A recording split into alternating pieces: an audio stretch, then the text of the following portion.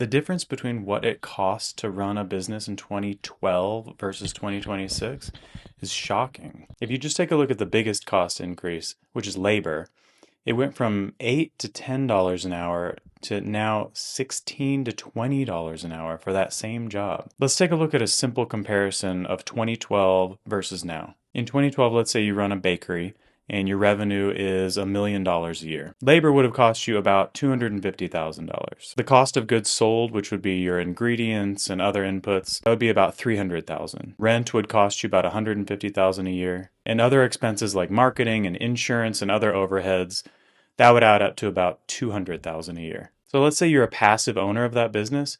Your profit would be roughly $100,000 a year, not bad on $1 million. Now in 2026, it's totally different. If your sales are $1 million, your labor would cost roughly $450,000. And it may be more than that. Let's say your cost of goods sold is the same, $300,000, because you're selling less quantity, your prices to the consumer increased. Then you still have rent going up conservatively, let's say to $200,000 a year from $150,000.